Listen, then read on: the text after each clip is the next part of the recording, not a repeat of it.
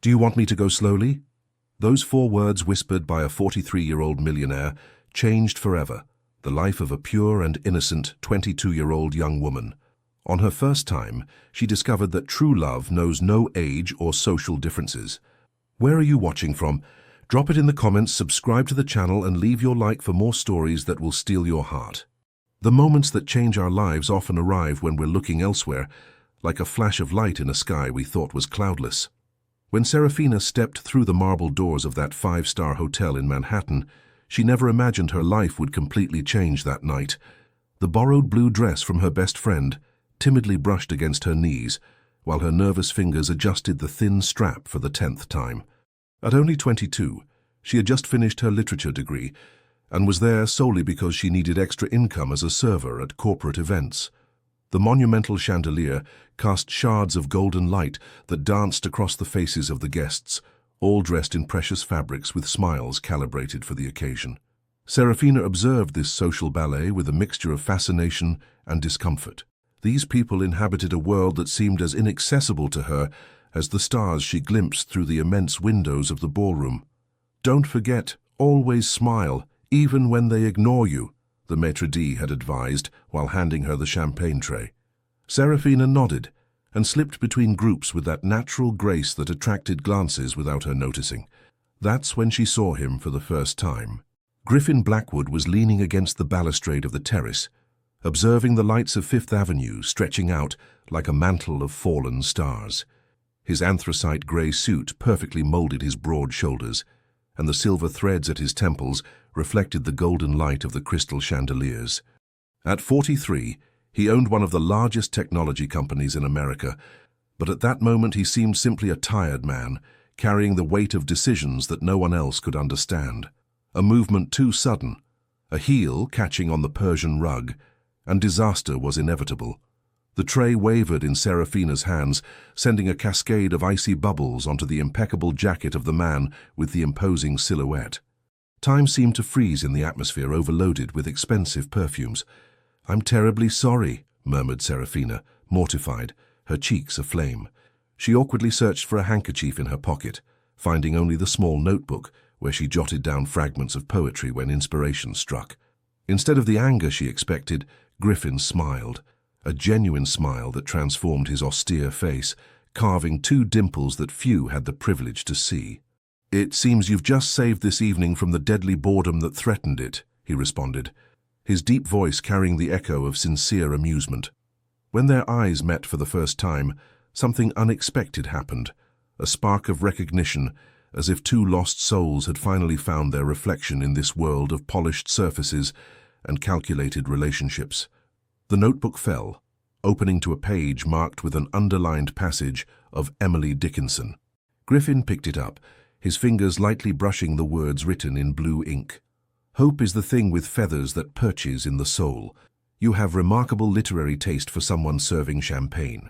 Serafina reclaimed her notebook, surprised that someone in this corporate environment would recognize the American poet. "Literature pays less than champagne, unfortunately," she replied with a smile that lit up her eyes with a spark that Griffin found immediately captivating. Outside, New York continued its nocturnal symphony of distant horns and laughter, rising from the terraces.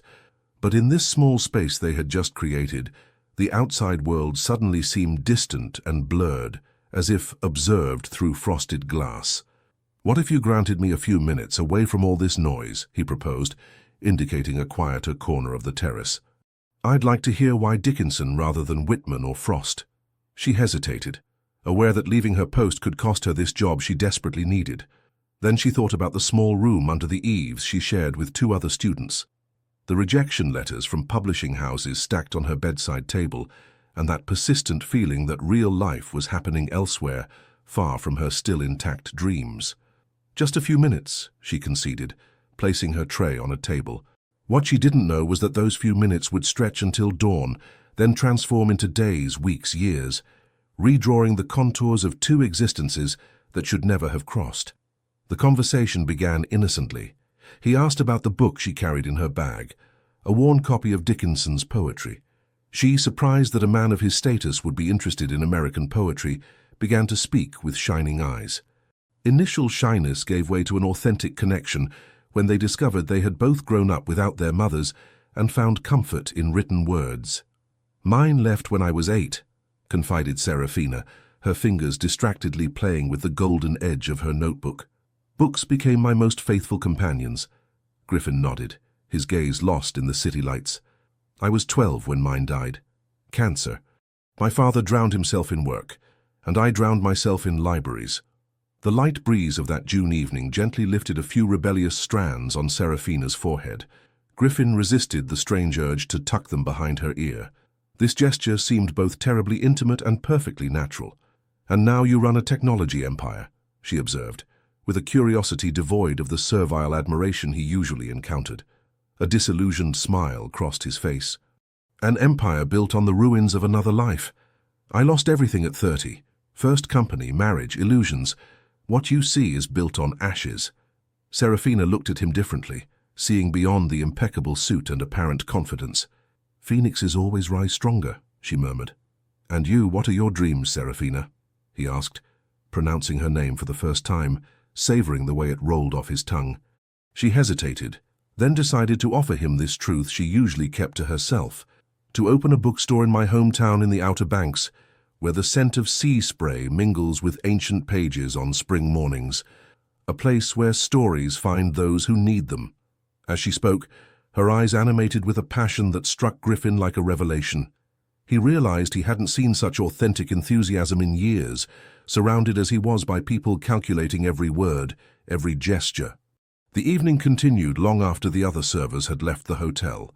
Griffin had arranged with a simple call for Serafina to be released from her obligations, promising generous compensation to the caterer. They talked until dawn, tinged the New York sky with shades of pink and orange, sitting on a bench facing the East River. "I should go home," she finally said, aware of the gap between their worlds. "My roommates will worry." Griffin nodded, suddenly uncertain. The rules of ordinary encounters didn't seem to apply here. "May I see you again?" he asked simply, as a much younger and much less confident man would have. Serafina took out her notebook, tore off a corner, and wrote her number on it. "To talk about Dickinson," she said with a smile that suggested much more. He took the paper as if it were a fragile treasure. Or Frost. Or that bookstore in the Outer Banks.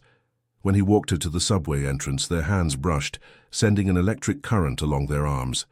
They remained suspended in this delicious tension for a moment, neither wanting to break the spell. "Goodbye, Mr. Blackwood," she finally said. "Griffin," he gently corrected. "Just Griffin." She nodded and disappeared into the bowels of the awakening city, taking with her a piece of him that he didn't know he had given. 3 days passed without Griffin calling. Serafina oscillated between certainty that he had forgotten their meeting and the irrational hope that he was still thinking of her.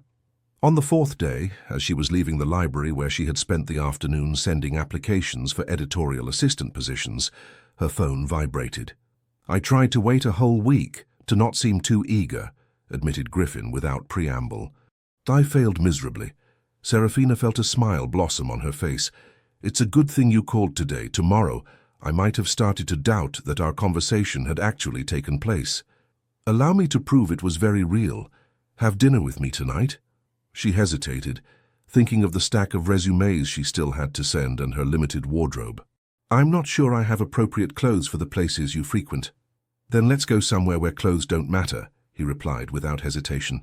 "Do you know Russ and Daughters on the Lower East Side? It's small, noisy, and absolutely delicious." 2 hours later, Serafina pushed the door of the lively delicatessen, wearing a simple summer dress and worn sandals she had bought at a market in Nag's Head the previous summer. Griffin was waiting, having traded his suit for jeans and a blue shirt that softened his features.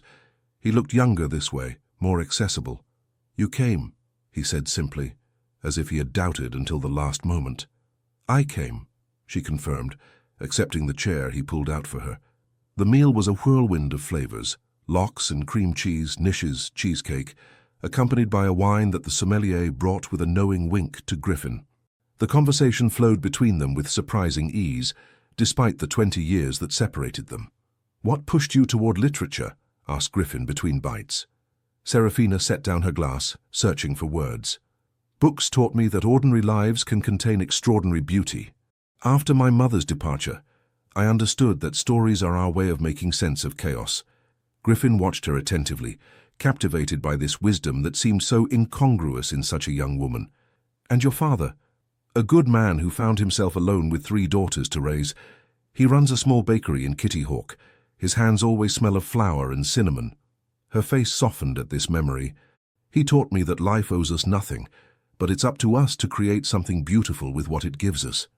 "I'd like to meet him someday," said Griffin, before realizing the implication of his words. A silence settled, heavy with unexplored possibilities.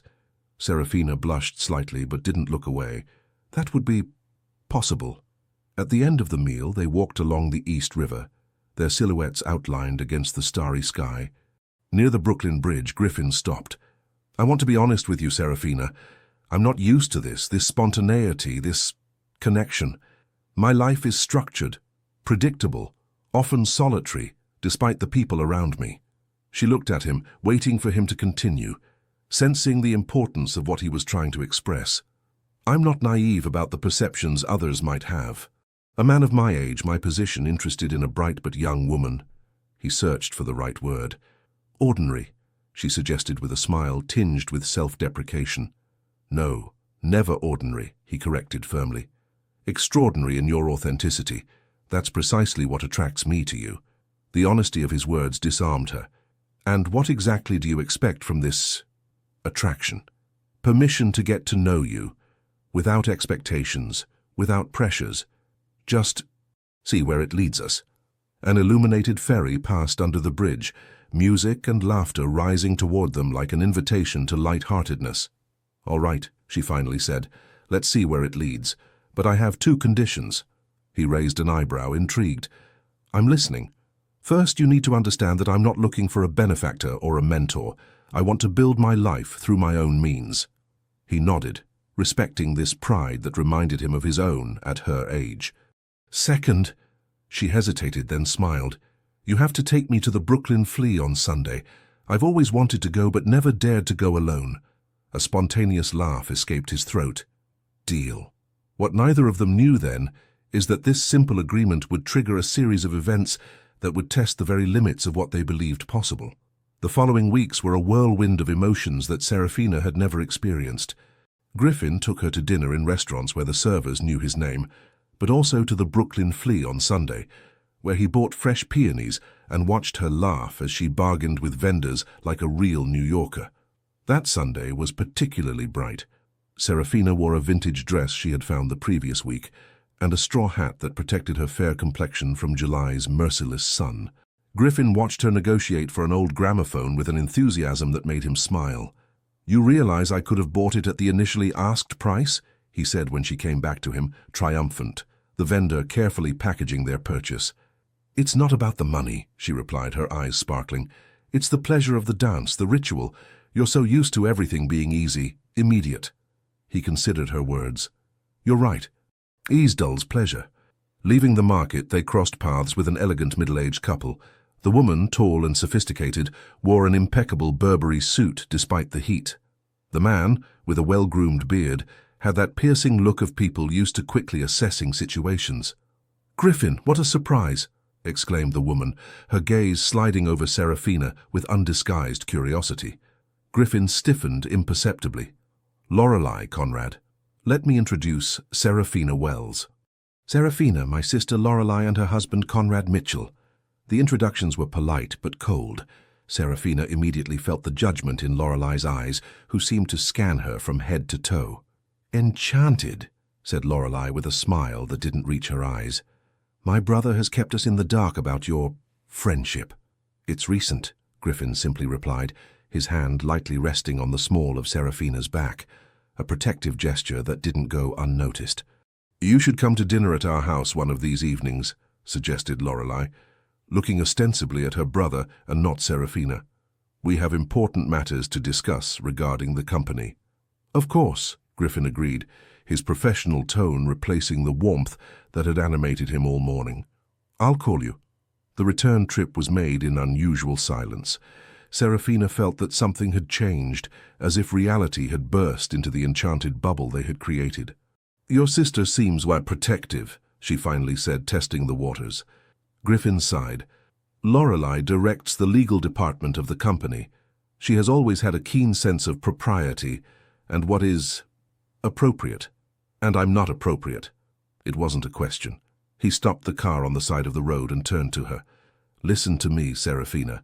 The opinions of others, even my sisters, mean nothing to me. What matters is what we're building together. She wanted to believe him. Really? But Lorelei's cold eyes had planted a seed of doubt in her mind. And what exactly are we building, Griffin? The question floated between them, loaded with implications. Something I hadn't foreseen, he finally admitted. Something that makes me feel more alive than I've been in years. That night, for the first time, he invited her to his brownstone in the West Village. Her heart was beating so hard it seemed to want to escape from her chest. The apartment had floor-to-ceiling windows that revealed the entire city at her feet, but she could barely take her eyes off him. There was a vulnerability in this moment that transcended any difference in age or social class. When he whispered these words, "Do you want me to go slowly?" with a tenderness that made his grey eyes shine like liquid silver, she knew she was surrendering not only to his touch, but to something much greater. It was the first time she allowed herself to be completely herself, without masks or pretenses. Under Griffin's gaze, she felt beautiful, desired for who she truly was, not for what she might become or represent. But as they fell asleep in each other's arms, the first doubts crept into her mind like a fleeting shadow. The outside world, with its judgments and conventions, was patiently waiting behind the door. 1 month after their first meeting, Serafina finally received an offer for an internship at a small publishing house specializing in children's literature. The salary was minimal, but it was a door into the world she had always wanted to enter. She immediately called Griffin to share her joy. "That's wonderful," he exclaimed, genuinely happy for her. "We should celebrate." "Yes, but—" She hesitated. "The publishing house is in Boston." "I would have to move." A silence settled on the other end of the line. "Boston," he finally repeated. "That's far." 215 miles exactly, she specified, having already checked this detail. "When would you have to start?" "In 2 weeks." That night they dined on the terrace of his apartment.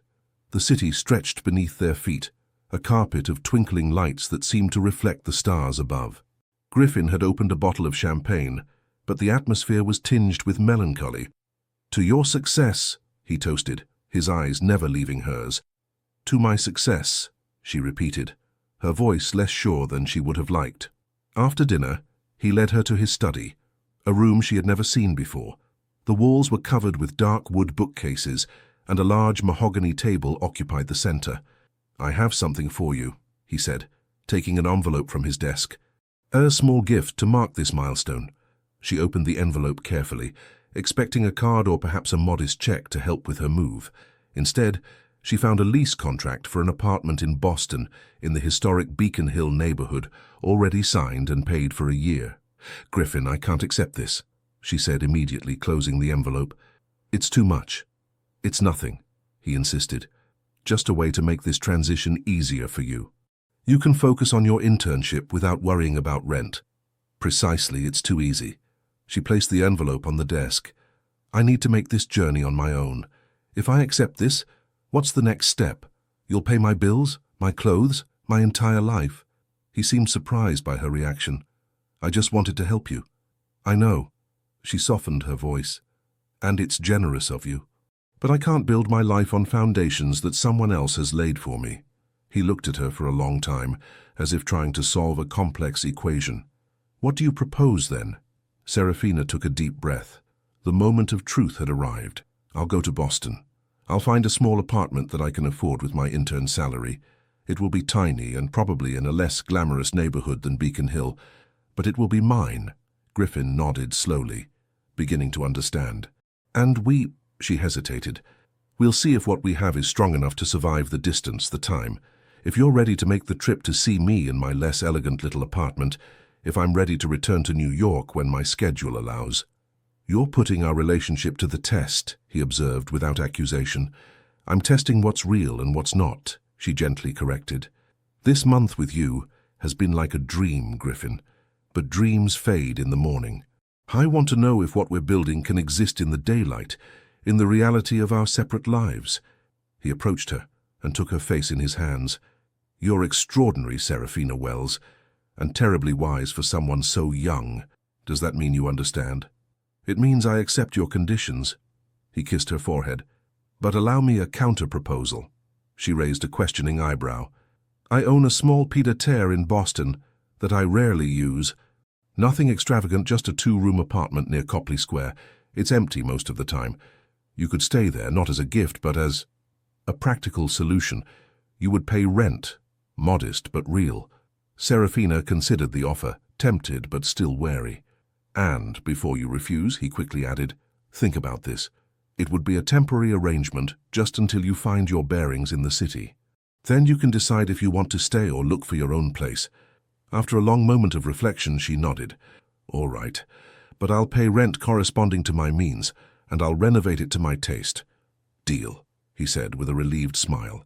What neither of them knew then is that this decision, seemingly simple, would trigger a series of events that would irrevocably change the course of their lives. Boston welcomed Serafina with a warmth that contrasted with the coldness of her goodbyes to New York. The small apartment near Copley Square was indeed modest but charming, with its high ceilings and windows overlooking the red brick of the old city. She had transformed it with limited means, colorful cushions bought at the market, shelves made of planks and bricks, and everywhere, books. The internship at the publishing house turned out to be everything she had hoped for and more. Her supervisor, Elias Matthews, a 60-year-old man with a face weathered by decades of reading, immediately recognized her talent and passion. You have the eye, young lady, he told her after she had found a promising manuscript in the rejection pile. The instinct for stories that resonate. These words sustained her during the long evenings when she returned exhausted but satisfied, her head buzzing with ideas and possibilities. Griffin kept his promise to come see her. Every Friday evening, his dark car would park in front of the building, and they would spend the weekend together, exploring Boston's hidden alleys, dining in traditional taverns or simply nestled in the small apartment, talking until the first light of dawn. But as the weeks passed, something began to change. Griffin's calls became shorter, more spaced out. Twice he cancelled his visit at the last minute, citing professional emergencies. Serafina tried to understand, not to let worry infiltrate her heart, but a persistent doubt was growing. One Thursday evening, as she was returning earlier than expected, her phone rang. Serafina? Griffin's voice seemed tense. I'm sorry, but I won't be able to come this weekend. A critical situation with an American investor. She closed her eyes, fighting against the disappointment that threatened to overwhelm her. I understand. It's the 3rd time this month. I know, he sighed. It's a difficult period. The company is going through turbulence, and Lorelei insists that I be present at every meeting. Lorelei. The name sounded like an accusation in her mouth. She never liked me, did she? A silence settled on the other end of the line. Griffin. She's worried, he finally admitted. She thinks you're too young, too inexperienced. She's afraid you see me only as financial security. The blow was more painful than she had imagined. And you? What do you think? I think you're the most authentic person I've ever met. His voice softened. But I can't ignore my sister's concern. She's part of the board of directors. She has considerable influence. So that's it. Serafina felt anger rising within her. Our relationship is subject to your sister's approval? Your board of directors? It's not that simple. On the contrary, it's very simple. Her voice trembled. Either you believe in us, or you don't. Serafina, please. No, Griffin. I won't be put on hold while you decide if I'm worth facing the disapproval of your precious sister. I deserve better than that. She hung up, her hands shaking. Outside, rain began to fall, transforming the city lights into blurred spots, dancing behind her tears. The next day, she immersed herself in her work with an intensity that surprised even Elias. She stayed late at the office, reviewing manuscripts, writing reading reports, anything to avoid returning to the empty apartment that reminded her too much of Griffin. Around 10 o'clock, when the offices had been deserted for a long time, Elias poked his head through the door. "Are you planning to camp here?" he asked with an indulgent smile. She looked up from her screen. "I'm just finishing this report. The words will still be there tomorrow." He approached and glanced at her work. "Are you running from something? Or someone?" Serafina was surprised by his perception. "Is it that obvious? I'm 60 years old and have 3 divorces under my belt. I recognize the look of someone trying to drown their sorrow in work." She smiled despite herself. "It's complicated. It always is." He sat on the edge of her desk. "You know, Serafina, in publishing, we learn to recognize stories that have potential, those that, despite flaws, deserve to be developed." She understood the metaphor. "And if the other party isn't ready to do that work, then you write your own story." He gently patted her hand. "Now go home. Tomorrow is another chapter." On the way home, walking in the rain with only a magazine held above her head for protection, Serafina reflected on Elias's words. Perhaps he was right. Perhaps it was time she took control of her own narrative. Arriving at the apartment, she was surprised to see light filtering under the door. Had Griffin come despite everything? She opened the door to find not Griffin, but Lorelei, sitting in her small living room as if she owned the place. "Good evening, Serafina," said the elegant woman, her cold gaze roaming the room. "It's time we had a conversation, you and I." Lorelei stood in the middle of the small living room like a marble statue, impeccable in her pearl grey suit. Her hair, styled in a severe bun, accentuated the angles of her face, giving her the appearance of a patient but relentless bird of prey. "How did you get in?" asked Serafina, closing the door behind her, her clothes still damp from the rain. "I have my methods," replied Lorelei, with an icy smile. "This apartment belongs to my brother's real estate company, after all." Serafina put down her bag and removed her soaked jacket. "I suppose you didn't come for a courtesy visit." "Indeed." Lorelei took an envelope from her handbag and placed it on the coffee table. "I came to make you a proposal." Serafina looked at the envelope as if it contained something venomous. "What kind of proposal?" "The kind that could change your life." Lorelei indicated the envelope with an elegant gesture. "Open it." Reluctantly, Serafina took the envelope and opened it. Inside was a check for an amount that almost made her choke. $500,000, announced Lorelei, closely observing her reaction. "More than enough to open that bookstore you talk so much about to my brother. You could return to the Outer Banks, fulfill your dream. A complete independent life." Serafina slowly put the check down. "In exchange for what?" "Your disappearance from Griffin's life, of course." Lorelei spoke as if discussing the weather. "Cleanly, definitely. No drama, no scenes, just a civilized goodbye." Anger rose in Serafina like a wave. "Do you really believe I'm with your brother for his money?" "Frankly?" "Yes." Lorelei crossed her legs, perfectly at ease. "Or perhaps not consciously. Perhaps you're telling yourself a beautiful romantic story. But the reality, Serafina, is that a young woman without means, from a modest background, doesn't spontaneously become interested in a man 20 years her senior without his fortune being a factor." Serafina felt her cheeks flush. "You know nothing about me or what I feel for Griffin." "I know you're ambitious." Lorelei tapped the envelope with her fingertips. "And I'm offering you a shortcut to that ambition. And if I refuse..." Lorelei's smile widened slightly. "Then I'll use my influence to ensure you never find a stable position in publishing, in America or elsewhere." The threat, pronounced so calmly, chilled Serafina. "You would go that far? To protect my brother and our family business?" Without hesitation. Lorelei stood up, smoothing her suit. "Griffin has never had much discernment in relationships. His first wife nearly destroyed him, emotionally and financially. I won't let history repeat itself." Serafina remained silent, digesting this information. "I'll leave you to think about it," concluded Lorelei, heading for the door. "You have 48 hours to decide. The check is already signed." Once Lorelei had left, Serafina collapsed on the couch, staring at the check with a blank gaze. She should have been furious, indignant. Instead, she felt strangely calm, as if a decision she had been postponing for a long time had suddenly become clear.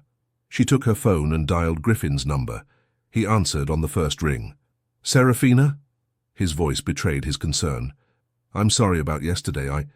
Your sister just offered me $500,000 to leave your life," she interrupted, her voice remarkably stable. A stunned silence followed. "She did what?" "You heard me correctly. Apparently I'm a threat to you and the family business." "I'll kill her," he growled, with fury contained in every syllable. "No, you won't." Serafina took a deep breath. "You're going to listen to me, Griffin, because what your sister did, as horrible as it was, had the merit of clarifying some things." She paused, searching for the right words. "I love you," she said simply. "I hadn't said it yet, maybe because I was afraid, or because everything seemed to be moving too fast. But it's the truth, and because I love you, I can't continue like this. Serafina, let me finish." Her voice trembled slightly now. "I don't want a relationship where I constantly have to prove my intentions, where I'm always suspect. I deserve better than that, and you also deserve someone who truly supports you, not who tries to control your life." "What are you trying to tell me?" His voice was barely audible. "I'm saying we're at a crossroads, Griffin. Either you take a stand, against your sister, against prejudices, against everything that separates us, or we acknowledge that what we have, as beautiful as it is, isn't strong enough to survive in the real world." The silence that followed seemed to stretch indefinitely. Serafina could hear her own heart beating in her ears. "I'm coming," he finally said. "Don't move. I'll be there in 4 hours." After hanging up, Serafina remained motionless for a long time. Then, with a quiet determination, she pulled a suitcase from under her bed and began methodically placing her things in it. Whatever the outcome of this conversation, she knew she could no longer stay in this apartment. Outside, the rain had stopped, giving way to an ink-black sky where a few bold stars were shining. A new page was about to be written, and for the first time in a long time, Serafina had no idea what it would contain. 4 hours and 26 minutes later, Griffin walked through the apartment door, his face marked by fatigue and concern. His eyes immediately stopped on the suitcase near the entrance. "You're leaving," he observed, his voice hoarse. Serafina, sitting on the couch, simply nodded. "I can't stay here anymore. This place, it was a mistake from the beginning." He approached slowly, as if afraid a sudden movement would make her disappear. "I spoke to Lorelei. And she's suspended from her duties until further notice." He passed a tired hand over his face. "What she did is unforgivable." Serafina looked at him, trying to read the truth in his eyes. "She's your sister, Griffin. You can't just cut her out of your life." "I'm not cutting her out of my life. I'm holding her accountable for her actions." He sat next to her, nevertheless respecting the distance she had established. "But that's not the real problem, is it?" She shook her head. "No, it's not the real problem." "Then tell me, what's pushing you to pack in the middle of the night?" Serafina took a deep breath. "I discovered something today, after Lorelei left." He frowned, confused. "I'm pregnant, Griffin." The word fell between them like a stone in a pond, creating ripples that seemed to alter reality itself. Griffin's face went through a range of emotions so rapid that she could barely distinguish them. Shock, fear, wonder, and finally, cautious joy. "Pregnant," he repeated, as if testing the word on his tongue. "Are you sure?" She nodded. 3 different tests. All positive. "And you were going to leave without telling me?" There was more pain than reproach in his voice. "No," she sighed. "I don't know. I needed to think, to decide what I wanted to do." "This baby changes everything, Griffin." He reached out his hand, hesitating, then gently placed it on hers.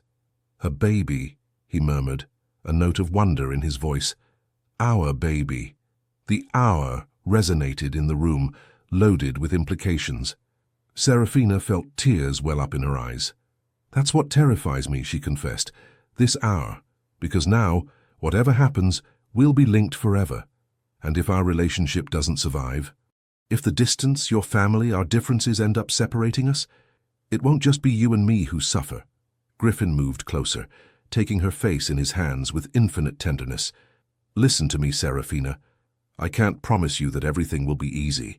I can't promise you that my family will accept you overnight, or that our differences will magically disappear." A solitary tear slid down Serafina's cheek. "But I can promise you this," he continued, gently wiping it away with his thumb. "I love you. I already love this child we've created together, and I'll fight for us, every day if necessary. Not because I have to, but because I choose to." "I'm so scared," she admitted in a whisper. "So am I," he acknowledged. "But maybe that's normal. Maybe the things that are truly worthwhile always scare us a little. They remained like this for a moment, forehead against forehead, breathing the same air, sharing the same fear and the same hope. "So, what do we do now?" she finally asked. Griffin thought for a moment. "First we unpack this suitcase.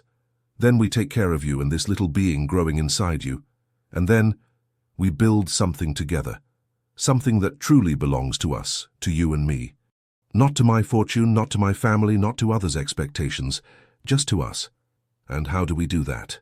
A gentle smile formed on his face. "One day at a time, Serafina. One day at a time." That night, nestled against each other in the small bed, they talked until dawn, about their fears, their hopes, the coming child and the world they wanted to build for it. And for the first time in a long time, Serafina felt that despite all the uncertainties awaiting them, they were finally moving in the same direction. What she didn't yet know was that destiny had other trials in store for them, trials that would test the very limits of this love they had just declared. The weeks that followed were a strange mix of euphoria and anguish. Serafina began to have complications in her pregnancy, nausea so violent that she could barely leave her bed some days, dizzy spells that struck without warning. The doctor prescribed absolute rest, which meant she had to suspend her internship at the publishing house. The news was devastating. "I can't stop everything now," she protested when Dr. Reynolds announced the verdict. "I've worked so hard to get this opportunity." "I understand," replied the woman with salt and pepper hair compassionately, "but this concerns your health and that of your baby. The pregnancy is considered at risk, and we must take all necessary precautions." Griffin, who accompanied her to every medical appointment, squeezed her hand in his. "We'll find a solution," he promised, and he kept his word. The next day, he contacted Elias Matthews to explain the situation. "I completely understand," assured the old editor after listening attentively. "Tell Serafina not to worry about her position. It will be waiting for her when she returns." Griffin also reorganized his own schedule, delegating more responsibilities to his directors to be able to spend more time in Boston. He transformed the small apartment into a comfortable cocoon, bringing extra pillows, soft blankets, books she had mentioned wanting to read. He even learned to cook a few simple dishes, he who had never had to prepare a meal in his life. "Who are you, and what have you done with Griffin Blackwood?" she joked one evening, watching him bustle about in the tiny kitchen, an apron around his waist. He smiled at her over his shoulder. "Let's say I'm exploring new skills." But despite these moments of lightness, shadows persisted. Dreams of opening the bookstore had to be postponed, and the financial dependence she had so feared became an inevitable reality. Without a salary, with growing medical expenses, Serafina found herself in exactly the position she had always wanted to avoid, depending entirely on Griffin. The internal conflict was tearing her apart. She loved this man deeply, but wondered if she was losing her identity in the process of becoming an integral part of his life. One afternoon, while Griffin had briefly returned to New York for a meeting he couldn't postpone, she received an unexpected call. "Miss Wells?" A female voice, professional but warm. "I'm Julia Reeves, Elias Matthews' assistant." "Hello, Ms. Reeves," replied Serafina, surprised. "Mr. Matthews has asked me to propose something to you." A pause. "He was wondering if you would be interested in work you could do from home during your forced rest." Serafina sat up in bed, suddenly fully attentive. "What kind of work?" "Reading and evaluating manuscripts. You would do exactly what you did in the office, but from your home. Reports could be sent by email. Of course, the salary would be the same." A wave of gratitude and relief washed over Serafina. "Yes, of course. I would be delighted." "Perfect. I'll send a courier with the first manuscripts tomorrow morning." After hanging up, Serafina sat in her bed, a smile on her lips. It was just a small step, but it was a step toward preserving her independence, her professional identity. When Griffin returned that evening, she told him the news with enthusiasm. His reaction surprised her. "That's wonderful," he said, but his smile seemed forced. "Elias is a good man." "What's wrong?" she asked, immediately perceiving his reluctance. He hesitated. "Nothing, it's just that the doctor prescribed complete rest. I'm concerned that even this intellectual work might be too demanding." Serafina stared at him, incredulous. "Would you prefer I lay in bed all day staring at the ceiling?" "Of course not." He sat on the edge of the bed. I just want you to take care of yourself, of both of you. That's exactly what I'm doing. Her voice rose despite her efforts to stay calm. Keeping my mind active is part of taking care of myself. This work gives me a purpose, a reason to get up every morning. He took her hand, trying to ease the tension. I know how important your independence is to you, Serafina. I'm not trying to take it away. Really? She withdrew her hand. Sometimes I get the impression that's exactly what's happening. Not deliberately, perhaps, but the result is the same. A heavy silence settled between them. Tell me what you're really feeling, he finally said, his voice soft but insistent. Serafina took a deep breath, fighting against the tears that threatened to overflow. I feel trapped. Not by you, not exactly, but by the circumstances. By this body that's betraying me. By this financial dependence I never wanted. By this constant feeling that I'm losing control of my own life. Griffin listened without interrupting, his face reflecting sincere pain. And the worst, she continued, is that I feel guilty for feeling all this. Because you're wonderful, Griffin. You do everything a man could do and more. You've reorganized your entire life for me, for us, and I should be grateful. I am. But sometimes I wonder if I'm still myself, or if I'm just becoming Griffin Blackwood's pregnant woman. Tears were flowing freely now, tracing wet furrows on her cheeks. Griffin gently wiped them away with his thumb, his own gaze shining with contained emotion. I love you, Serafina, he said simply. I love you for who you are, not for who I'd like you to be. And if I've contributed to making you feel like you were losing your identity, then I'm deeply sorry. He took her face in his hands, gently forcing her to look him in the eyes. But I want you to know one thing. I'm not trying to change you. I don't want you to become someone else. The woman I fell in love with is strong, independent, passionate. That's the woman I want by my side. These sincere words momentarily appeased Serafina's fears. That night, they fell asleep in each other's arms, reconciled, but not completely healed. Because deep down, Serafina knew that the real storms were yet to come. The arrival of Willow 6 months after their first meeting transformed everything again. The baby girl was born prematurely, barely 7 months after her conception, requiring intensive care that consumed all the savings Serafina had set aside for her bookstore. The first days were a fog of mixed fear and hope. The tiny child, barely larger than a doll, fought for each breath in her incubator, connected to machines whose constant beeps marked the fragile boundary between life and death. Griffin and Serafina took turns at her bedside, refusing to leave her alone even for an hour. They slept on uncomfortable chairs, nourished themselves with insipid coffees and cafeteria sandwiches, their own needs reduced to essentials so they could focus entirely on this precarious little life. She's so small, murmured Serafina one evening, her hand resting on the transparent wall that separated her from her daughter. So fragile. Griffin, his features carved by fatigue, nodded. But she's strong like her mother. Look how she's holding on. The doctor had explained to them that the first 72 hours would be crucial. They spent them in feverish waiting, scrutinizing every tiny sign of improvement or relapse. Bills accumulated at a dizzying rate, specialized care, medications, equipment, but Griffin paid them without batting an eye, as if they were nothing more than a slight inconvenience.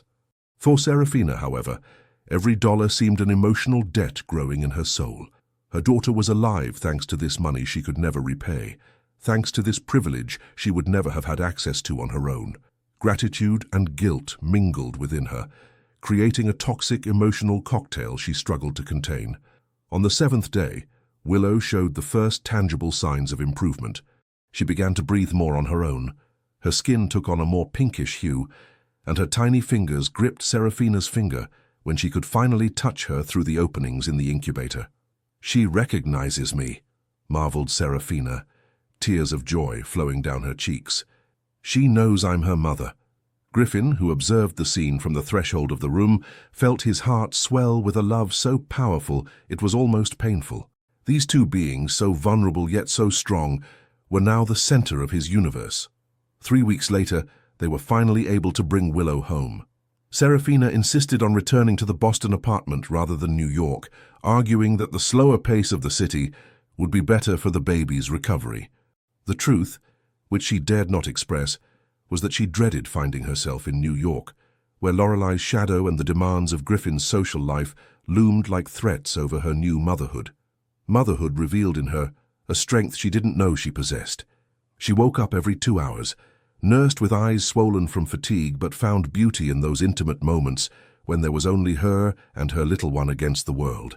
Griffin tried to help as much as possible, often getting up at night to bring her a glass of water while she fed the baby, changing diapers with a touching awkwardness that improved day by day. But as Willow grew and strengthened, a new tension settled between them. Griffin spoke more and more of returning to New York, of introducing Willow to his family, of resuming a more normal life. "She's almost 3 months old now," he said one morning as they had breakfast in the small kitchen. "The doctor says she's developing perfectly. Maybe it's time to think about the future." Serafina, who was gently cradling Willow against her chest, felt her body stiffen. What future, exactly? Griffin hesitated, immediately perceiving the resistance in her voice. "I thought perhaps we could look for a house together, in New York or here, depending on what you prefer. A place that would truly be ours."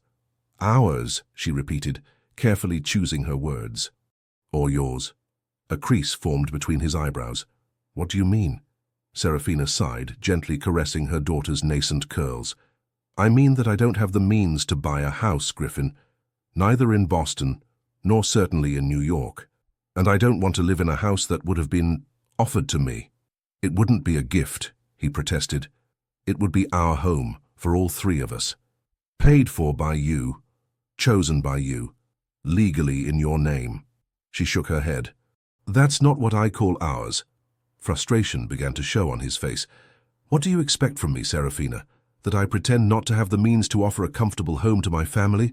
That I watch you struggle financially when I could easily alleviate this burden? I expect you to respect my need for independence." Her voice rose despite her efforts to stay calm, startling Willow, who began to cry. Serafina immediately stood up, cradling the baby and murmuring soothing words. Griffin watched them for a moment, then stood up as well. "I'm going to get some air," he said calmly, though tension was evident in his posture. "We'll continue this conversation later." After his departure, Serafina sat on the couch, with Willow now calmed and dozing against her. Silent tears flowed down her cheeks. She loved this man deeply, but every day she wondered if the gap between their worlds wasn't too wide to be bridged. That evening, as she was putting away Willow's clean clothes in the dresser, her phone vibrated with a notification. A message from Griffin asking her to check her email. Intrigued, she opened her inbox to find a message with an attachment. The document was a lease contract, but not just any. It was for a small commercial space in the historic center of Providence, Rhode Island, with an option to buy after 2 years. The address corresponded exactly to the location she had dreamed of for her bookstore. Griffin's message was simple: neither a gift nor a loan, an opportunity, as equals. "Details when I return. I love you." Serafina stared at the screen, her heart racing. Was it possible? Had he found a way to respect her need for independence while building something together? It was at that precise moment that the door opened, revealing Griffin, his expression a mixture of apprehension and hope. They looked at each other in silence for what seemed like an eternity. "Did you see?" he finally asked, his voice barely more than a whisper. She nodded, unable to speak. "It's a real business proposal," he explained, advancing into the room. "Not charity, not a favor, a partnership. Equal." Serafina finally found her voice. "How?" A hesitant smile formed on his face. "Your expertise against my initial investment. Profits shared equally. You manage everything, I'm just a silent partner." Hope bloomed in her chest, but wariness remained. "And if it doesn't work? If the bookstore fails? Then we will have failed together, as equal partners." He approached, gently taking her hands in his. "It's a risk I'm willing to take, not for you, but with you." Tears welled up in her eyes, but this time they were tears of relief, perhaps even joy. For the first time in a long time, she glimpsed a path that might reconcile her love for this man and her fundamental need to be her own master. "All right," she said simply, squeezing his hands in return. Partners.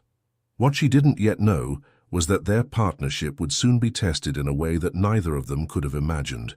2 months passed in relative harmony. The bookstore progressed from concept to reality. The walls were painted a deep blue that reminded of the sea in the outer banks. Light wood shelves rose from floor to ceiling, and the small reading space at the back, with its comfortable armchairs and soft lighting, promised to be the beating heart of the place. Griffin divided his time between New York and Providence, juggling his professional and family responsibilities with a determination that commanded admiration. Serafina, for her part, flourished in her new role as an entrepreneur, spending hours selecting the first books that would fill the shelves, meeting with representatives from publishing houses, designing the logo and business cards. Willow was growing before their eyes, her features becoming more defined each day, revealing a perfect mix of her parents, Griffin's grey eyes, Serafina's expressive mouth, a silent determination that was entirely her own. Everything finally seemed to be aligning, until that November morning when everything turned upside down again. Serafina had just dropped Willow off at the babysitter's and was about to meet the interior designer at the bookstore when her phone rang. The name on the screen froze her in place. Lorelei Blackwood. After a moment of hesitation, she answered, "Hello? Good morning, Serafina." Lorelei's voice was strangely tense. "I need to speak with you." "It's important." "I have nothing to say to you," replied Serafina, anger rekindling the memory of their last meeting. "It's about Griffin." A heavy pause. "He's in contact with Olivia." Serafina felt her blood freeze. Olivia, Griffin's ex-wife, the one who had left him years ago, the one who had nearly destroyed him. "What do you mean by in contact?" "They've been seeing each other regularly for several weeks. Lunches, dinners, sometimes at her apartment." Lorelei's voice was clinical, as if reciting facts in a courtroom. "I thought you should know." Serafina leaned against the nearest wall, her legs suddenly weak. "Why are you telling me this? After everything you did to separate us, because contrary to what you think, I care about my brother." An audible sigh crossed the line. "Olivia destroyed him once. I won't let her start again." Before Serafina could respond, Lorelei added, "Look in his phone if you don't believe me. Messages, calls, everything is there. Or ask Conrad. He saw them together last week near the opera." Then she hung up, leaving Serafina with a buzzing in her ears and a bitter taste in her mouth. During the hours that followed, she tried to focus on the practical details of the bookstore, discussing furniture placements and lighting systems with the architect, but her mind constantly returned to Lorelei's words. Griffin had never hidden his past with Olivia, a passionate marriage that had ended in pain and bitterness when she had left him for a colleague, but he had always spoken of her in the past tense, as a painful but healed scar. That evening, Griffin was returning from New York. She greeted him with a distracted kiss, her heart beating fast as she observed his face, looking for signs of guilt or secrecy. "How was your day?" he asked, placing his jacket on a chair and taking Willow from Serafina's arms. "Fine," she replied automatically. "The architect thinks we can open in 3 weeks if everything goes as planned." "That's fantastic," he smiled, making faces at Willow, who gurgled happily. "We should celebrate. I brought a bottle of that Pinot you love so much." Serafina watched him, this man she loved, playing with their daughter, and wondered how to approach the subject that tormented her. Finally, she opted for frankness. "Lorelei called me today." Griffin froze for an instant, then resumed his game with Willow, although his posture had noticeably stiffened. "Oh? And what did my lovely sister want?" "She told me you've been seeing Olivia." "Regularly." He looked up at her, his expression unreadable. "I see." It wasn't a denial. Serafina felt her heart painfully constrict. "So it's true then?" Griffin sighed, running a hand through his hair. "Yes and no. I have seen her, yes, several times in recent weeks. But not in the way Lorelei is implying." "In what way, then?" Her voice was calm. Too calm. He gently placed Willow in her crib before turning to Serafina. "Olivia is going through a difficult time. Her father is in the terminal stage of cancer. She needed someone to listen to her, support her. We were married for 7 years, Serafina. Despite how it ended, there remains a form of connection." "A connection," she repeated, the words sounding hollow in the suddenly too small room. "And you didn't find it useful to tell me about this connection?" "I was going to," he defended himself. "I was looking for the right time. I knew it would be complicated to explain." Serafina felt anger rising in her like a wave. "Complicated? You hide from me that you're regularly seeing your ex-wife, and you find it complicated? I didn't hide it from you, he protested, his own frustration beginning to show through. I simply haven't told you about it yet. What's the difference? The difference, he said, articulating carefully as if addressing a child, is intention. I didn't intend to hide it from you indefinitely. Serafina shook her head, incredulous. You don't see the problem? You don't understand why I might be hurt that you spend time with your ex-wife without even mentioning it to me? Yes, I understand, he conceded, approaching her. And I'm sorry I hurt you. That wasn't my intention. She took a step back, maintaining a distance between them. How can I trust you now? How can I know what you're telling me and what you're hiding from me? Griffin looked at her, sincere pain in his eyes. I've never lied to you, Serafina. Never. Omission is a form of lying, she retorted, tears in her eyes. You let me believe Olivia belonged to the past, while clearly she's still part of your life. She is part of my past, he insisted. These meetings, it's different. It's compassion, humanity. Her father is dying, for heaven's sake. And that's supposed to justify everything? Serafina's voice trembled now. What will happen next, when her father is gone and she needs even more support? Will you continue to see her in her apartment, hold her hand, offer her a shoulder to cry on? Griffin closed his eyes for a moment, visibly seeking to keep his calm. You're dramatizing the situation. Olivia and I are friends, nothing more. Friends, repeated Serafina, the word bitter on her tongue. You never told me you were friends. You spoke of her as a turned page, a finished story. Things aren't always that simple. No, indeed. She wiped a tear that had slid down her cheek. Nothing is simple with you, Griffin. Not your money, not your family, not your past that always seems to catch up with us. She took a deep breath, finding a strength she didn't know she possessed. I need time to think, to decide if I can continue to build a life on such fragile foundations. What are you saying? His face suddenly paled. I'm saying I'm going to my sister's in Charleston for a few days, with Willow. She looked him straight in the eyes. And during this time I want you to seriously think about what you really want, Griffin, about what family means to you, about what I represent in your life. He took a step toward her, the urgency evident in his gesture. Serafina, please, don't do this. We can talk, solve this problem together. Sometimes words aren't enough, she said softly. Sometimes actions are needed. That night she prepared a small suitcase for herself and Willow, her heart heavy but her mind clear. Griffin watched her from the threshold of the bedroom, his face a mask of contained pain. I love you, he said simply. Never doubt that. She looked at him one last time before closing the suitcase. Love isn't always enough. In the taxi taking them to the train station, Willow asleep against her chest, Serafina watched the lights of Providence scroll past the window and wondered if this separation would be temporary or definitive. The answer, she knew, didn't depend solely on her. Charleston welcomed Serafina with the autumnal softness of its avenues, lined with magnolias with golden leaves. Her older sister, Piper, lived in a small apartment in the historic district, where narrow cobblestone streets and 19th-century facades told centuries-old stories of commerce and prosperity. You can stay as long as necessary, assured Piper, after listening to the complete account of the situation. The sofa bed isn't the Ritz, but it'll do. Piper, 5 years Serafina's senior, had always been her rock, her confidant.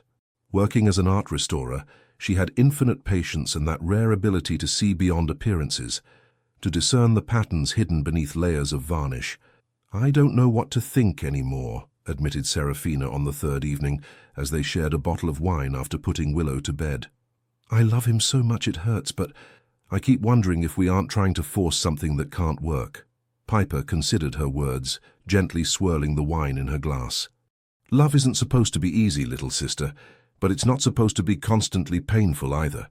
Serafina nodded, her eyes fixed on the window where rain was beginning to draw patterns on the glass. The problem isn't so much what he did, but what it reveals. This fundamental difference in our way of seeing the world, of communicating. Are you talking about communication or trust? Piper was always direct, sometimes brutally honest. Both, I guess. Serafina sighed. I gave him everything I had to give. My body, my heart, our child. And yet I always have this impression that a part of him remains inaccessible. Her phone vibrated on the table. Another message from Griffin, the 10th since her departure 3 days ago. She ignored it like the previous ones. "You can't avoid him forever," Piper gently observed. "I know." Serafina passed a tired hand over her face. "But for now, I need this distance to see clearly." A week passed, then another. Griffin continued to call to leave messages, never insistent, never accusatory, just words of love and regret, news of the bookstore that was progressing despite her absence, questions about Willow. Serafina listened to these messages late at night when Piper was asleep and the city had finally quieted. She heard Griffin's pain, his sincerity, and something began to soften within her. Not forgiveness, not yet, but an opening toward the possibility of forgiveness. One morning, as she was walking with Willow in the historic Battery Park, her phone rang again. This time it wasn't Griffin, but Elias Matthews. "Miss Wells, good morning," said the familiar voice. "I hope I'm not disturbing you." "Not at all, Mr. Matthews," she replied, surprised. "How are you?" Well. He cleared his throat. "I'm calling because I have something to propose to you." Intrigued, Serafina sat on a bench, adjusting Willow on her lap. "A friend of mine, Margot Townsend, owns a small bookstore in Portland, Oregon. She's retiring and looking for someone to take over the business. Someone who loves books as much as she does. I immediately thought of you." Serafina felt her heart accelerate. "Portland?" "Yes, in the historic center, a charming place with stone walls and a loyal clientele, nothing grandiose but solid." "Why me?" she couldn't help asking. "I've never managed a bookstore." A small laugh resonated at the other end of the line. "Because when you talk about books, your eyes light up in a way that reminds me of Margot when she was young. She wants someone who will sell stories, not just products." "I don't know what to say." "Don't say anything for now," he suggested. "Go see the place. Talk with Margot. Think about it. It's an important decision." After hanging up, Serafina remained motionless on her bench, her mind bubbling. Portland. A city she had visited only once, briefly, but of which she kept the memory of amber lights and ancient streets that seemed to whisper secrets. An already established bookstore with its own history, its own soul. An opportunity she would never have dared to imagine, and above all, a new beginning, far from Providence and the complicated memories attached to it.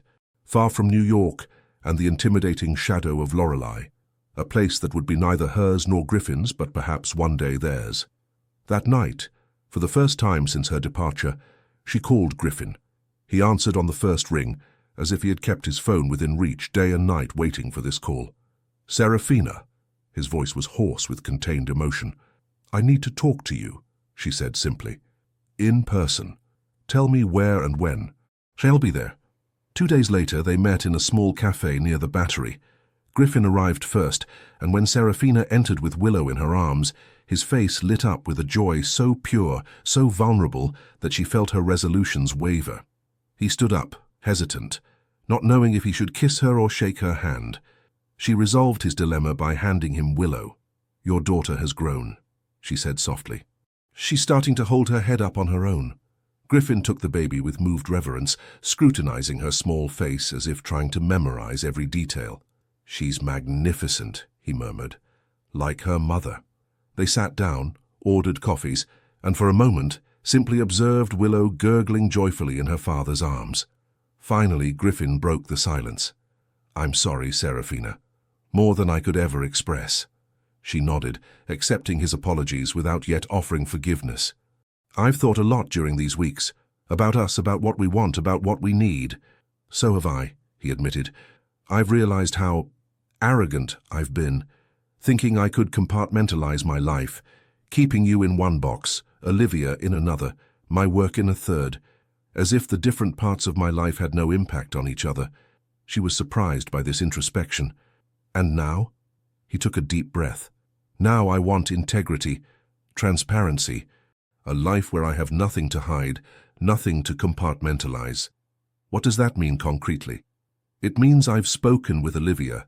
I explained to her that I can no longer be her emotional support, not in the way she wanted.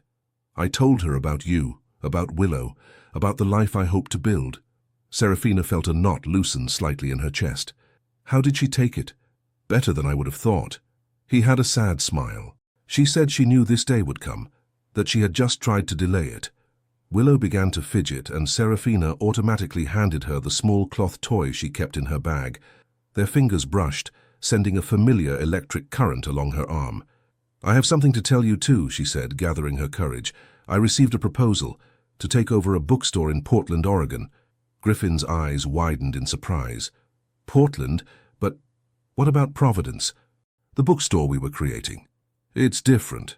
In Providence, we were starting from scratch in an environment where your shadow loomed over every decision, every choice. In Portland, it would be a neutral place, a new beginning for both of us." He looked at her for a long time, absorbing this information. "Do you want me to come with you?" The question was loaded with hope and uncertainty. "I want us to try," she replied honestly.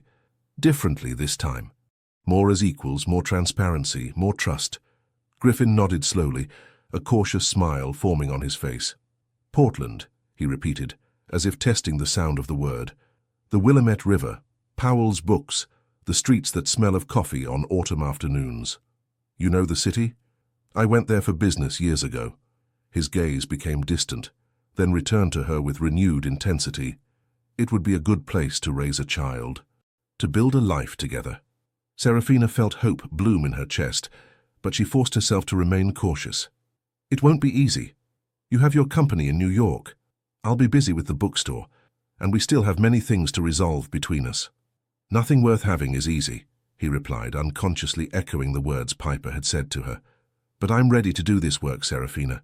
For you, for Willow, for us." For the first time in weeks, she truly smiled at him. Not a full smile, not yet, but the outline of something that could, with time and care, become whole again. "Then let's go see this bookstore," she said simply. Together. The move to Portland brought unexpected challenges. Margot Townsend's bookstore, nestled in a narrow street near Powell's, was a hidden gem with its exposed beam ceilings and spiral staircase leading to a loft full of rare books. But it also needed significant renovations. The electrical system dated from the 70s. Humidity had damaged some walls, and the space sorely lacked natural light. Griffin, accustomed to New York's frantic pace, had to learn to slow down. Portland craftsmen worked at their own pace. Municipal permits took weeks to be approved, and deliveries rarely arrived at the scheduled time. "How can you stay so calm?" he asked Serafina one day, after learning that the new shelves would be delayed by an additional month. "The opening is in 6 weeks." She smiled, cradling Willow, who was just beginning to take her first hesitant steps. "I've learned that some things can't be rushed. Good books take time to write. Good wines take time to age. Good bookstores take time to be born." This newly acquired patience was one of the many changes she observed in herself. The move to Portland had marked a turning point in her life. No longer the idealistic young woman she was in New York, not yet the accomplished woman she aspired to become, but something in between, a being in constant transformation. Griffin was changing too. He had sold a significant part of his shares in the company, entrusting daily management to a leadership team he trusted. This choice, which would have been unthinkable a few months earlier, now allowed him to spend 3 weeks out of 4 in Portland, returning to New York only for the most crucial meetings. They had bought a small house in the Ladd's Addition neighborhood with a tiny but enchanting garden where climbing roses coexisted with a century-old oak tree. The thick walls kept the coolness in summer and the warmth in winter, and the east-facing windows flooded the living room with light every morning. Their relationship, still fragile after the crisis that had separated them, was rebuilding day by day, conversation after conversation. They had established new rules, no secrets, no unilateral decisions, no assumptions about what the other might think or feel. Every evening after putting Willow to bed, they took the time to really talk, to share their thoughts, their fears, their hopes. Serafina had to find her place as an entrepreneur, facing the prejudices of a city that looked with suspicion at this unlikely couple. He, a wealthy New Yorker with polite but distant manners, she, a young mother with frank Outer Banks speech and innovative ideas for the bookstore. "They'll get used to it," assured Margot, who remained as a consultant during the first months of the transition. Portland is a city of artists and dreamers beneath its traditional appearances. They just like to take their time to accept novelties. The bookstore started slowly. There were days when only 3 or 4 customers entered. Serafina wondered if they had made the right decision, if they were throwing everything away for an impossible dream. "Maybe we should revise our expectations downward," she suggested one evening, exhausted after a particularly disappointing day. "Maybe a traditional bookstore is no longer sustainable in our time." Griffin, who was working on the accounts at the kitchen table, looked up at her. "Or maybe we should think differently.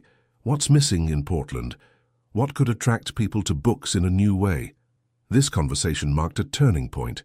The next day they began to transform the space. The loft became a literary salon with pastries provided by the best bakery in the city.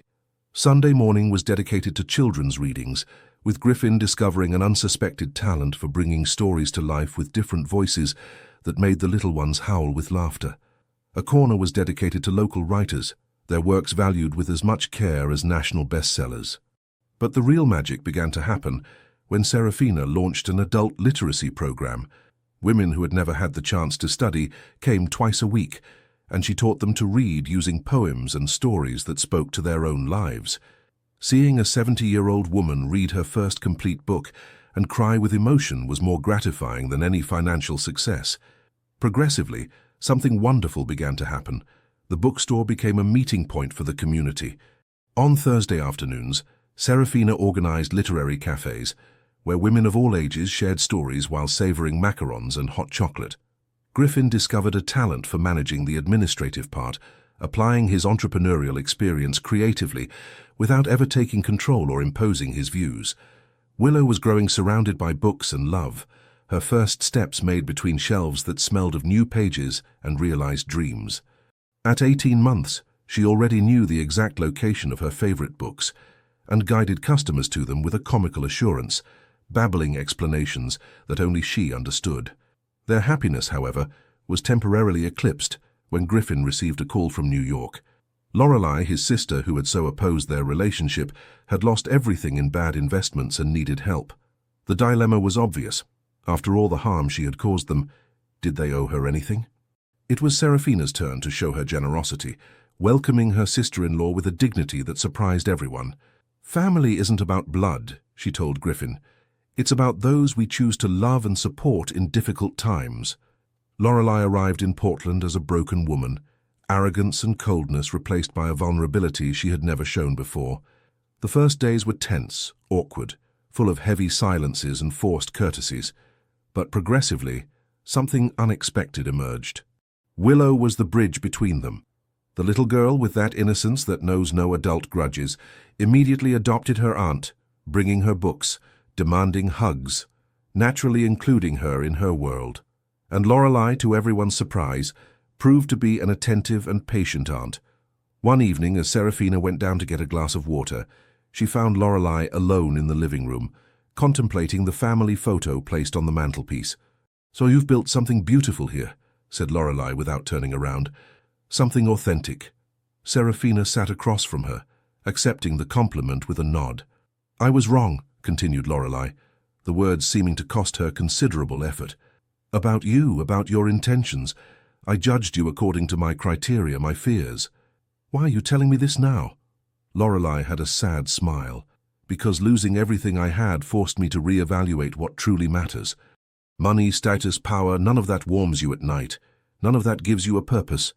And what truly matters, according to you? This." Lorelei indicated the sleeping house around them. "A family, a home, a place where you truly belong." This moment marked the beginning of a reconciliation that no one would have believed possible. Lorelei stayed 3 months in Portland, helping in the bookstore, getting to know her niece and finally finding a new beginning for herself, a position as a legal consultant for a local cultural foundation, a job that used her skills without exhausting her, as the ruthless world of New York business had done. Willow's second birthday marked a deep emotional turning point. They organized a simple party in the garden, with colored balloons hung from the oak tree, and a cake in the shape of an open book prepared by the nearby bakery. The guests were an eclectic mix, customers who had become friends, neighbors, Elias Matthews, who had made the trip from Boston, Margot Townsend, who looked with pride at what her bookstore had become, and of course Lorelei, now installed in a small apartment near Powell's. Griffin, who had always been so controlled, so measured in his emotions, openly cried as Willow blew out her candles with Serafina's help. Later, when they were alone, the guests gone and their daughter asleep after so much excitement, he took Serafina in his arms on the terrace, bathed in the golden light of the setting sun. "You've taught me that wealth isn't measured in zeros in a bank account," he confessed, his voice vibrating with emotion. "But in moments like this, you, our daughter, this life we've built together." Serafina rested her head against his shoulder, breathing in the familiar scent of his aftershave, mingled with the garden's fragrances. Rosemary, lavender, warm earth. "We've built it together," she gently corrected. "Not you, not me, us." That night, under the Portland stars that seemed brighter, closer than elsewhere, Griffin asked her to marry him. Not with an extravagant diamond or grandiloquent words, but simply, honestly, with a braided gold ring he had had made by a local craftsman. "Not because we need it," he specified, "but because I want to choose you, officially, in front of all those who matter to us. Choose you as you've chosen me, with all my flaws, all my scars."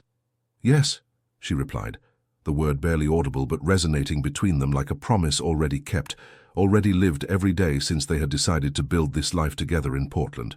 The next morning, she found on her bedside table a property contract for the bookstore, transferred entirely to her name. "What does this mean?" she asked, confused, when he emerged from the bathroom. "It means the bookstore is yours completely." He sat next to her on the bed. "Not ours, not mine, yours. But we're partners, and we'll always be." He took her hand, gently caressing the ring she now wore. "But some things must belong to you entirely, without conditions, without sharing. The bookstore is your dream, Serafina. It must be yours." She then understood what he was offering her, not a material gift, but the recognition of her autonomy, her own identity outside their relationship. It was perhaps the greatest act of love he could show her. As autumn gave way to winter, the bookstore continued to thrive, becoming a cultural beacon in the city. Serafina began writing her first book, a collection of chronicles about love, new beginnings, and the courage to choose happiness even when the world says you're too young, too old, too poor, or too different. Their lives weren't perfect. They still argued sometimes, had disagreements about Willow's education, struggled to balance work and family. But these challenges were no longer threats to their relationship. They were simply parts of the landscape they navigated together, with a deeper understanding of their mutual strengths and weaknesses. One December evening, as Oregon wrapped itself in a dry, starry cold, Griffin returned home with a strange expression on his face. "What is it?" asked Serafina, immediately alarmed. He took an envelope from his pocket and handed it to her without a word. Inside was a letter from a renowned New York doctor. The words seemed to float on the page: heart problem, necessary intervention, lifestyle changes. Serafina's world seemed to stop turning for a terrible instant. Then, with sudden clarity, she understood that this moment, this precise moment of fear and uncertainty, was the real test of everything they had built together. "We'll face this," she said firmly, taking his face in her hands, "like we've faced everything else. Together." 3 years after that terrifying night when Griffin had received his diagnosis, the small stone chapel on the outskirts of Portland was illuminated with hundreds of candles. The colored stained glass filtered the setting sun's light, projecting kaleidoscopic patterns on the ancient stone walls. The air was perfumed with wildflowers from the Pacific Northwest fields, lavender, rosemary, sunflowers, arranged in simple but elegant bouquets along the central aisle. Griffin's heart surgery had been a success, but his recovery had been long and sometimes discouraging. Serafina had cared for him for months, with a dedication that surprised even the doctors. During the long nights in the hospital, holding his hand and listening to the regular beep of the monitors, she had understood that strength wasn't never being afraid, but continuing to love despite fear. This trial had crystallized something in them, a quiet certainty, a recognition that life was both precious and fragile, that each day together was a gift that should not be taken for granted. Griffin's healing had brought a new perspective for both of them. He had sold the rest of his shares and dedicated himself entirely to life in Portland. They had begun to travel across America as soon as he was able, visiting bookstores in forgotten villages of Vermont, medieval-looking towns in New Mexico, and coastal villages of the Carolinas, collecting stories and expanding their network. Serafina's book had been published and had met with modest but significant success. She was now working on a novel inspired by their story, transformed and reinvented through the prism of the imaginary and poetry. And now finally they were getting married. Willow, from the height of her 4 years, descended the aisle scattering rose petals, her white dress flying around her like butterfly wings. Behind her came Serafina, resplendent in a simple dress of New England lace, her hair adorned with a crown of wildflowers. Her father, who had come specially from Kitty Hawk, led her with evident pride, his rough baker's hands delicately holding his daughter's arm. At the altar waited Griffin, emotion making his features even more handsome under the few silver strands that had multiplied since his illness. His eyes never left Serafina as she advanced toward him, as if he feared she would disappear if he looked away even for an instant. It wasn't a grandiose ceremony, but an intimate celebration with only those who truly mattered. Piper and her new partner, Elias and Margot, whose friendship had transformed into a late romance that made everyone who knew them smile. Lorelei, accompanied by her own daughter recently found after years of estrangement, and a handful of friends who had become like an extended family over the years. The vows they exchanged weren't rehearsed. They were sincere promises to continue choosing each other, every day, in all the small decisions that build a life. "I choose you," said Griffin, his voice hoarse with emotion. "Not because you're perfect, but because your imperfections resonate so perfectly with mine. I choose you because you've taught me that true wealth is found in shared moments, in Willow's laughter, in the pages of a book we read together. I choose you because you had the courage to challenge me when I was wrong, and the grace to forgive me when I failed. I promise to love you, not despite your complexities, but for them, to support you without stifling you, to accompany you on your own path while walking beside you on ours." Serafina wiped a tear that flowed down her cheek, then took a deep breath.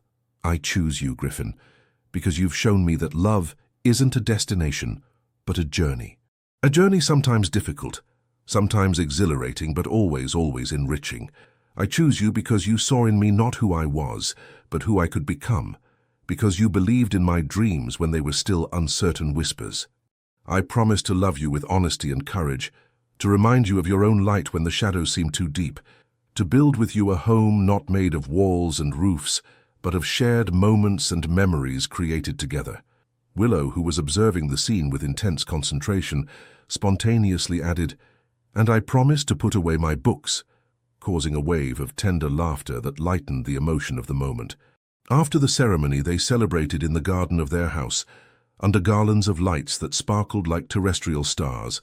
Music, wine, and conversations flowed freely as the sun disappeared behind the West Hills, painting the sky with shades of purple and gold. Later in the evening, while the party was still in full swing, Serafina and Griffin slipped away for a moment, walking hand in hand to a small promontory that offered a panoramic view of illuminated Portland. "Look," said Griffin, indicating the city below, "how it shines." Serafina followed his gaze, admiring the way the city's lights seemed to dance on the Willamette River. "It's beautiful. You know what I see when I look at these lights." He turned to her, his eyes reflecting the stars above them. "I see possibilities, thousands of lives unfolding simultaneously, thousands of stories being written at this very moment." She smiled, understanding what he meant. "And among all these possibilities our paths crossed." "Exactly." He brought her hand to his lips, gently kissing her fingers. "Of all the lives I could have lived, this is the one I would choose, again and again." Serafina nestled against him, savoring the warmth of his body, the solidity of his presence. "Me too, with all its complications, all its imperfections." In the distance, the music from their wedding party floated in the night air, mingled with laughter and conversations. Their past, with its pains and joys, had forged the present they now shared, and the future, though uncertain as it always is, seemed to open before them like a blank page, ready to welcome new stories, new adventures. "Let's go back," whispered Griffin. "Our story isn't over yet." Hand in hand, they returned to the light and music, to their family and friends, to the life they had chosen and would continue to choose, day after day, in great moments as in small ones. Their story proves that true love knows neither age nor social class, nor external expectations. Sometimes the greatest courage is not in conquering the world, but in allowing oneself to be vulnerable, to accept help when necessary, and to build something authentic from unlikely connections. Today, when Serafina looks back toward that nervous young woman in the borrowed blue dress, she barely recognizes who she was. And when Griffin watches her read to Willow before bedtime, with the golden light of the lamp illuminating her now longer hair, he knows that every choice, every difficulty, every moment of doubt was worth it. Because in the end, it wasn't money that saved them.